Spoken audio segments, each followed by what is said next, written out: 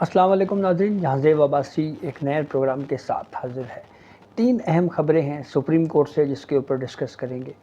एक तो ख़बर ये है कि मख़सूस नशिस्तों के मामले के ऊपर फ़ैसले पर इम्प्लीमेंटेशन और तौहीन अदालत की कार्रवाई के लिए एक दरख्वास्त दायर की गई है। इस मामले पे क्या हो सकता है, इस पर डिस्कशन करेंगे। दूसरा इशू है 9 मई के वाक़यात में जो 103 सिविलियन का फ़ौजी अदालतों में ट्रायल का मामला सुप्रीम कोर्ट में है। इस मामले में एक डेवलपमेंट है, एक पटिशन दोबारा आई है कि इस केस को समाअत के लिए मुकर्रर किया जाए। इस पूरे इवेंट को या केस को एनालाइज़ करने की कोशिश करते हैं और आपको फैक्चुअली बताएंगे कि कहाँ पे क्या-क्या मिस्टेक हुई इस केस को लेकर। और तीसरा अहम मामला है 26वीं तरमीम के ख़िलाफ़ सुप्रीम कोर्ट में आज फिर कुछ दरख्वास्तें दायर हुई हैं और वो दरख्वास्तें दायर करने वाले कौन हैं, उनका बैकग्राउंड क्या है और आगे क्या हो सकता है।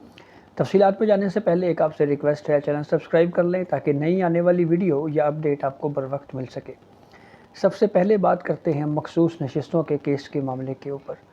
सुप्रीम कोर्ट के 8 जजों ने अक्सरियती फ़ैसला दिया और इस फ़ैसले को जस्टिस मंसूर अली शाह ने तहरीर किया,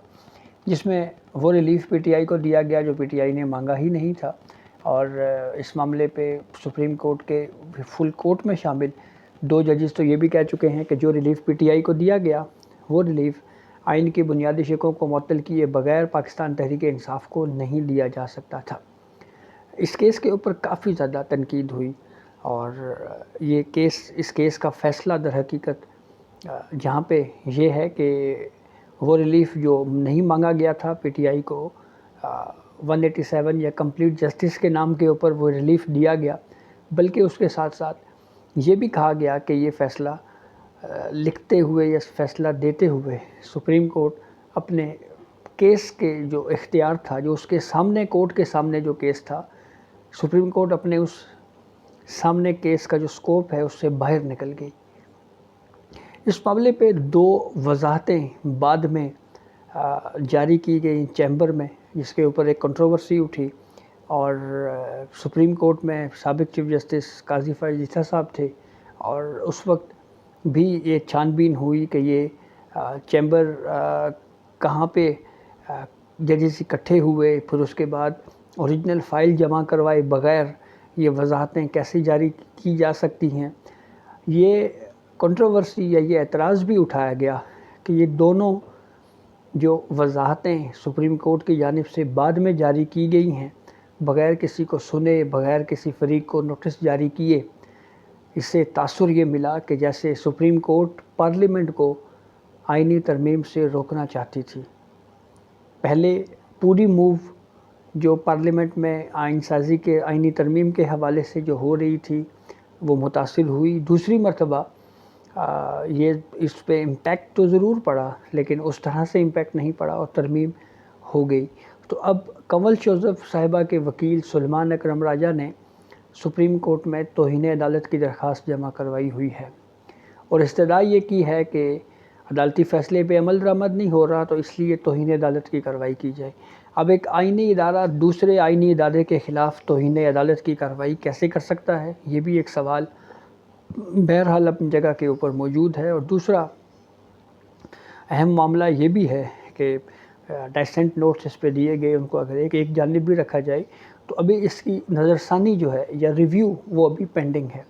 और अभी उसका फ़ैसला होना है। और ऐसी सूरत हाल में पहले भी सुप्रीम कोर्ट की जानिब से बारहा ये कोशिश की गई कि रिव्यू समाअत के लिए मुकर्रर हो, लेकिन नहीं हो सका। पहले जब काजी फ़ाइज़ ईसा साहब ने रिव्यू समाअत के लिए मुकर्रर करने के हवाले से एक इजलास में, जो जजेस कमेटी इजलास था, उसमें ये राय दी कि इस रिव्यू को समाअत के लिए मुकर्रर किया जाए, तो 2 जजेस जस्टिस मंसूर अली शाह साहब और जस्टिस मुनीब अख्तर ने यह राय दे दी कि गर्मियों की छुट्टियां हैं, छुट्टियों के बाद रिव्यू को फ़िक्स किया जाए, और वो आज तक रिव्यू उसका हेयरिंग के लिए फ़िक्स ना हो सका। इलेक्शन कमीशन ने भी इसके ऊपर रिव्यू फ़ाइल किया हुआ है। मुस्लिम लीग नून, पीपल्स पार्टी, दीगर पॉलिटिकल पार्टीज़ जैसे JUI है, वो मेंबरान जो मख़सूस नशिस्तों के इस फ़ैसले की वजह से मुतासिर हुए, उनकी जानिब से भी रिव्यू सुप्रीम कोर्ट में पेंडिंग है। और ऐसी सूरत हाल में कंटेम्प्ट ऑफ कोर्ट की प्रोसीडिंग शायद मेरे ख़्याल में इससे पहले सुप्रीम कोर्ट को रिव्यू समाअत के लिए मुकर्रर करना पड़ेगा। اب دیکھنا یہ ہے کہ اس کا ریویو کا یا آئینی بینچز میں آتا ہے یا وہی کیس سنتا ہے جس بینچ نے پہلے کیس سنا تھا وہی اس کو سنے گا۔ دوسرا اہم معاملہ ہے فوجی عدالتوں میں سویلین کے ٹرائل کا۔ سابق چیف جسٹس عمر عطا بندیال کے دور میں یہ کیس کنکلوڈ نہ ہو سکا، کوئی کلیئر آرڈر وہ اس کے اوپر نہیں دے سکے۔ پھر اس کے بعد قاضی فائز عیسیٰ صاحب جب چیف جسٹس آف پاکستان بنے تو اعجاز الاحسن جو کہ مستعفی ہو گئے جج، ان کی سربراہی میں بینچ نے جو باقی ماندہ بینچ تھا اس نے کیس کو سنا۔ سویلین کا ملٹری کورٹس میں جو ٹرائل ہے اس کو غیر آئینی قرار دے دیا، لیکن اس کو غیر آئینی قرار دیتے دیتے جو آئین کی جو ایکٹ آف پارلیمنٹ کی جو ایکٹ آف پارلیمنٹ جو ملٹری کورٹ سے متعلق کے حوالے سے کہا جاتا ہے، ملٹری کورٹ کی وہ متعلقہ شکیں جس کے ذریعے ان سویلینز کا ملٹری کورٹس میں ٹرائل ہوتا ہے جو کہیں نہ کہیں ملک دشمن عناصر میں انوالو ہوتے ہیں۔ 21D اور 21D2 جو متعلقہ شکیں ہیں آرمی ایکٹ کی، سپریم کورٹ نے ان کو بھی اسٹرائک ڈاؤن کر دیا، اور پھر اس کے بعد اعتراض یہ اٹھا کہ اس فیصلے کی وجہ سے جو ملک دشمن عناصر جیسے کوئی جاسوس وغیرہ پکڑے جاتے ہیں ان کے خلاف بھی ٹرائل سے ملٹری کورٹس کو سپریم کورٹ نے روکا ہے۔ اس کے اوپر ایک کنٹروورسی بہرحال چلی، انٹرا کورٹ اپیلیں فائل ہوئیں، جسٹس امین الدین خان صاحب کی سربراہی میں بینچ تشکیل دیا۔ افسوس کے ساتھ یہ کہنا پڑ رہا ہے کہ اس کیس کی امین الدین خان صاحب کی سربراہی میں جتنی بھی ہیئرنگ ہوئی ہیں سنجیدگی کے ساتھ وکلاء نے اس کیس کو نہیں چلنے دیا۔ کبھی ایک اعتراض عائد کیا جاتا، کبھی دوسرا اعتراض عائد کیا جاتا، تو یوں اعتراضوں کے اوپر فوکس رہا، مین اپیلوں کے اوپر جو ہے وہ فوکس نہیں کیا گیا، اور اس کا نتیجہ کیا نکلا؟ کیس پینڈنگ ہے۔ اب جو ارلی ہیئرنگ کی درخواست ایڈوکیٹ لطیف کھوسہ صاحب کی جانب سے دائر کی گئی ہے اس میں بھی یہ کہا گیا ہے کہ دسمبر کے بعد آج تک یہ کیس جو ہے وہ سماعت کے لیے مقرر نہیں ہو سکا۔ تو 2 چیف جسٹس صاحبان اپنی مدت مکمل کر کے ریٹائر ہو گئے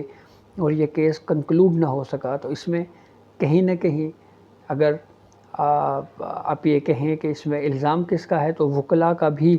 اس میں نام آتا ہے۔ اس کے علاوہ عمر عطا بندیال صاحب کے دور میں بھی اس کیس کو ڈیلے کیا گیا۔ تیسرا اہم معاملہ 26ویں ترمیم کے حوالے سے اگر ہم بات کریں تو عابد زبیری اور دیگر جو 6 درخواست گزاران ہیں جن کی جانب سے پہلے بھی 26ویں ترمیم مجوزہ ترمیم کو، ابھی ترمیم ہوئی نہیں تھی، ان کو سپریم کورٹ میں چیلنج کیا گیا تھا، تو اس وقت رجسٹرار آفس کے اعتراضات لگے، اعتراضات کے خلاف اپیل سماعت کے لیے مقرر ہوئی۔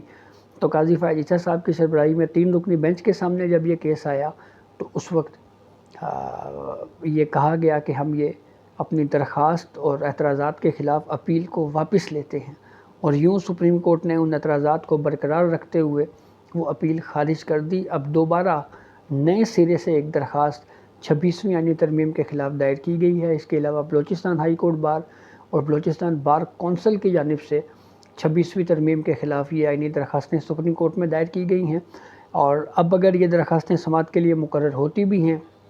تو ایسی صورتحال میں یہ آئینی بینچز میں معاملہ جائے گا، اور بالخصوص اب یحییٰ آفریدی صاحب چیف جسٹس آف پاکستان بن چکے ہیں، اسی 26ویں آئینی ترمیم پر عمل درآمد کرتے ہوئے اسی 26ویں آئینی ترمیم کے تناظر میں اس کے بعد بننے والے چیف جسٹس یحییٰ آفریدی صاحب نے جب فل کورٹ بلایا تو اس میں جسٹس منصور علی شاہ صاحب نے اپنی رائے دی۔ انہوں نے جو کیس مینجمنٹ سسٹم کی بہتری کے حوالے سے، پینڈنگ کیسز کو کم کرنے کے حوالے سے جو ان کے پاس آئیڈیاز تھے وہ شیئر کیے، تو اس سے ایک چیز تو بہرحال لگ رہی ہے کہ عدلیہ فی الوقت جو ہے ہماری جوڈیشری نے اس ترمیم کو جو ہے وہ قبول کر لیا ہے۔ تو لیکن بہرحال یہ آئینی کیسز جب ابھی خبر یہ ہے کہ اسپیکر نے حکومتی جماعتوں اور اپوزیشن کو خطوط لکھ کے ان سے نام مانگے ہیں کہ آپ ہمیں نام دیں، وہ نام پھر جوڈیشل کمیشن کے لیے نامزد ہوں گے، پھر اس کے بعد جوڈیشل کمیشن کا اجلاس ہوگا، اور پھر اس جوڈیشل کمیشن کے اجلاس کے بعد آئینی بینچز تشکیل دیے جائیں گے، اور پھر آئینی بینچز جب تشکیل دیے جائیں گے تو پھر اس کے بعد جو ہے یہ آئینی درخواستیں سماعت کے لیے مقرر ہوں گی۔ تو یہ ایک ٹائم ٹیکنگ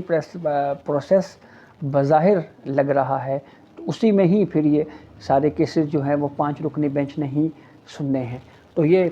3 خبروں کا مختصر احوال تھا. اجازت دیجیے. اللہ حافظ.